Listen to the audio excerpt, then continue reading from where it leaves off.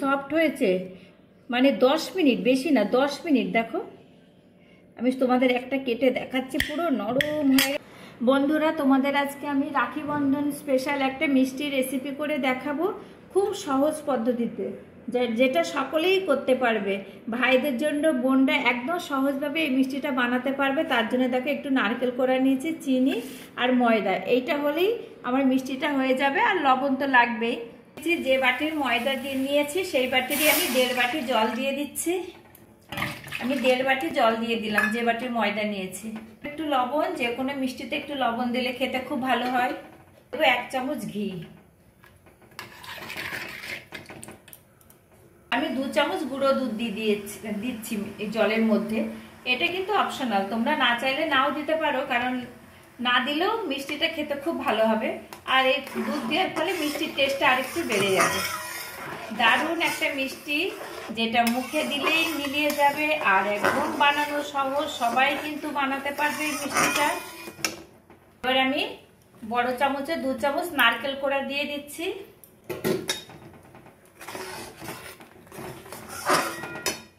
আর দিয়ে দিলাম আমি এই 2 চামচ চিনি। জলটা আমার খুব ভালো করে ফুটে গেছে।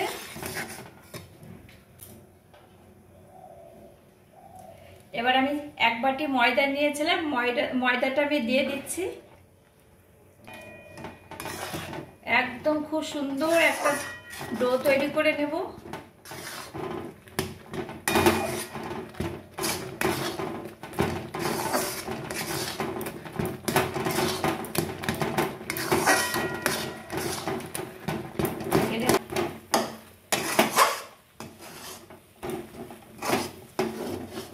আমি খুব সুন্দর একটা শক্ত ডো তৈরি করে নিয়েছি। এবার এটা একটা পাত্রে আমি নামিয়ে নেব।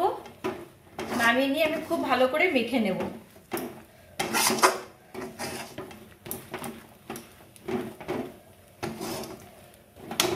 এমন একটা মিষ্টি আমি শেয়ার করছি যেটা সকলেই করতে পারবে, যারা মিষ্টি বানাতে জানে না তারাও পারবে।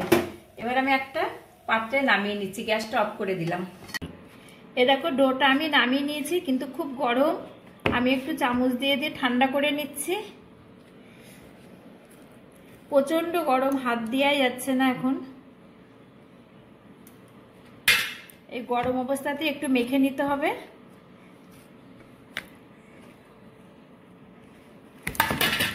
ময়দা দিয়ে যে এত সুন্দর একটা মিষ্টি হয় ভাবাই যায় না, যেটা মুখে দেয়া মাত্রই মিলিয়ে যাবে। দেখো বন্ধুরা, বেশ ঠান্ডা হয়ে গেছে ময়দাটা। আমি এবার খুব ভালো করে হাত দিয়ে মেখে নিচ্ছি। একদম ঠান্ডা হয়নি, গরম আছে। গরম থাকতে মাখলে মাখাটা খুবই ভালো হবে। খুব ভালো করে একটু মসৃণ করে মেখে নিতে হবে।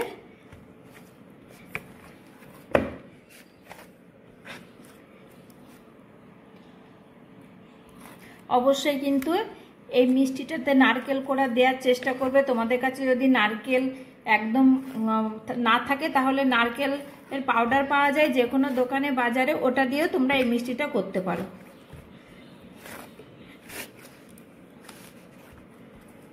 খুব ভালো করে আমি মসৃণ করে মেখে নিয়েছি।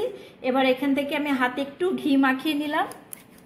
নিয়ে এখান থেকে ছোট ছোট আমি এভাবে লেচি কেটে নেব। এক সাইড। আর একদম সহজ পদ্ধতির মিষ্টি, কিন্তু খেতে অসাধারণ। দোকানে কিনতে গেলে মিষ্টিগুলোর অনেক দাম।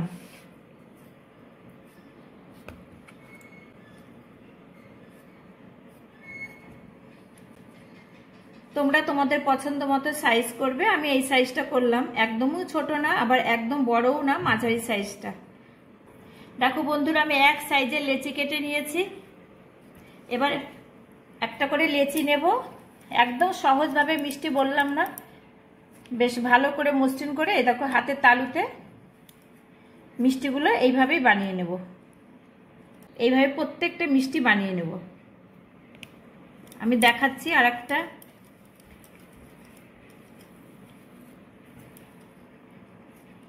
এই যে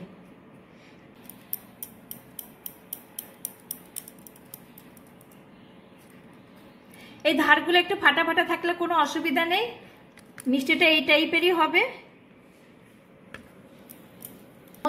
বোনরা ভাইদের জন্য এই মিষ্টিটা করতে পারবে। আর যারা মিষ্টি বানাতে জানে না তারাও কিন্তু খুব সহজভাবে এই মিষ্টিটা বানিয়ে ফেলতে পারবে। দেখো তৈরি করা কতটা সহজ।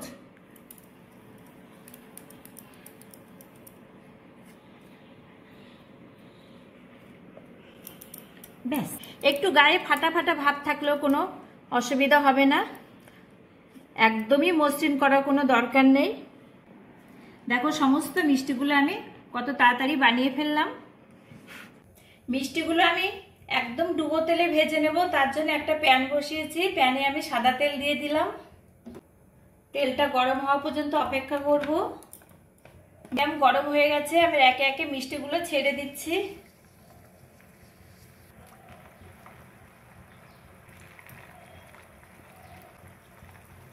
দেখো এক বাটি ময়দা দিয়ে কতগুলো মিষ্টি হয়েছে, যেটা মুখে দেয়া মাত্রই মিলিয়ে যাবে।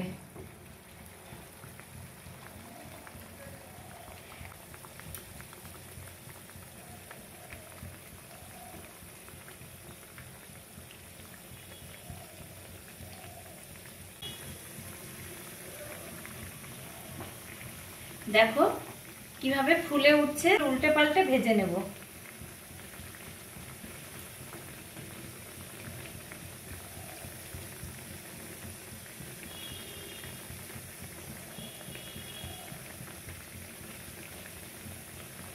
দারুণ হয় খেতে মিষ্টিটা। আর যারা বানাতে জানে না মিষ্টি, তাদের জন্য, তারা তো সহজেই বানিয়ে ফেলতে পারবে।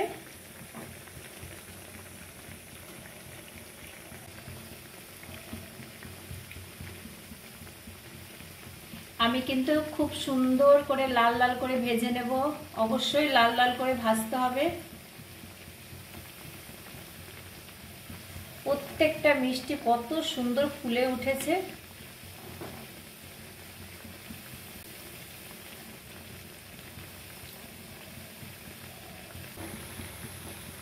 দেখো কত সুন্দর আমি লাল লাল করে ভেজে নিচ্ছি। প্রায় হয়েই এসছে, অনেকটা ক্রিপসি হয়ে এসছে, আর একটু ভাজলেই হয়ে যাবে।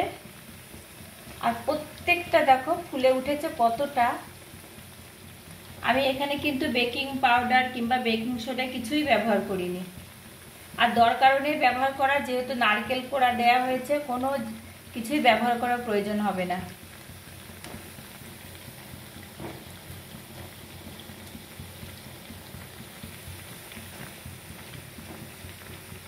খুব সুন্দর আমি লাল লাল করে ভেজে নিয়েছি, আমার ভাজা হয়ে গেছে। এবার আমি তুলে নেব।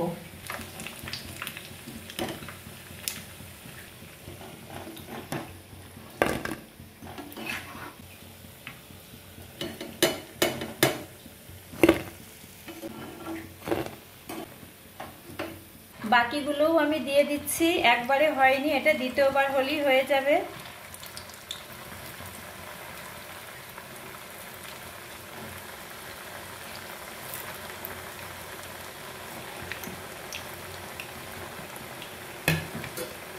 মিষ্টিগুলো ভাজা হচ্ছে, হতে থাক। এইদিকে আমি আর এক পাশে চিনির শিরা তৈরি করে দেব। মাঝারি সাইজ বাটির এক বাটি চিনি দিলাম, আর ওই বাটিরই আমি 2 বাটি জল দিয়ে দেব। এখানে একতার দুতারের কোনো ব্যাপার নেই, মোটামুটি একটু শিরাটা চিটচিটা ভাব হলেই নামিয়ে দেব। 4টে এলাচ ফাটিয়ে দিয়ে দিচ্ছি শিরার মধ্যে।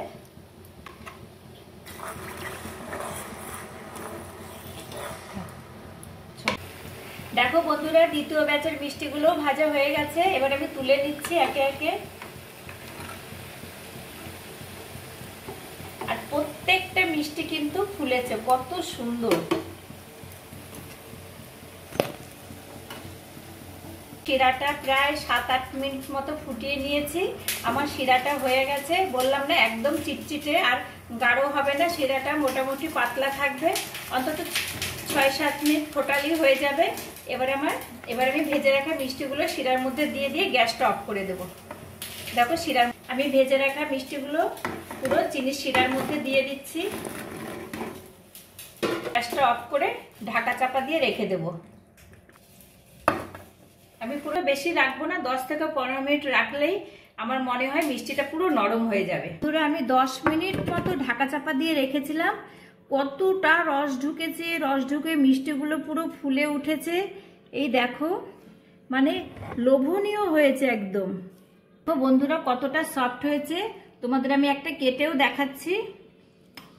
একদম ঝটপট যে এত সুন্দর একটা মিষ্টি হতে পারে, আর এত তাড়াতাড়ি এত লোভনীয় একটা মিষ্টি হতে পারে, আর এত সফট হয়েছে, মানে 10 মিনিট, বেশি না 10 মিনিট। দেখো আমি তোমাদের একটা কেটে দেখাচ্ছি, পুরো নরম হয়ে গেছে। আর এই দেখো ভেতরটা দেখো, রসে একদম মানে সফট পুরো। তোমরা কিন্তু অবশ্যই বানিয়ে ভাইদের এভাবে খাওয়াবে। আর আমার এই মিষ্টি রেসিপিটা যদি তোমাদের একটুকু ভালো লেগে থাকে তাহলে অবশ্যই আমার চ্যানেলটি সাবস্ক্রাইব করে দিও।